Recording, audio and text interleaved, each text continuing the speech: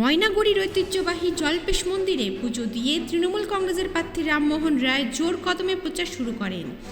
বুধবার সকালে দলীয় কর্মী সমর্থকদের নিয়ে রামমোহন জল্পেশ মন্দিরে আসেন। পুজো দিয়ে জল্পেশ এলাকায় জোর কদমে প্রচার চালান। মঙ্গলবার দুপুরে সুপ্রিমো মমতা বন্দ্যোপাধ্যায় কালীঘাটের বাসভবন থেকে বিধানসভা নির্বাচনের প্রার্থীর তালিকা প্রকাশ করেন।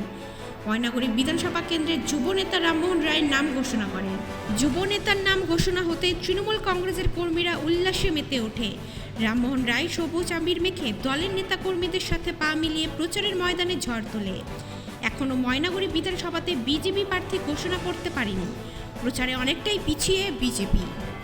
ওই মমতা বন্দ্যোপাধ্যায়ের যিনি আজ গতকাল আমার নাম ঘোষণা করেছেন তৃণমূল কংগ্রেসের মনোনীত প্রার্থী হিসেবে, সেই জায়গায় দাঁড়িয়ে থেকে আজকে বাবা জল্পেশ্বর মন্দিরে প্রণাম করে বাবার কাছে এতটুকু আশীর্বাদ চাইলাম, বাবা যেন আগামী দিনে আমাদের মমতা বন্দ্যোপাধ্যায়ের যে আশা, আপনারা জানেন যে ময়নাগুড়ি বিধানসভার বিধায়ক না থাকা সত্ত্বেও আজকে যে জায়গায় দাঁড়িয়েছি জল্পেশ মন্দির, সেখানে উন্নয়ন ঢেলে দিয়েছে।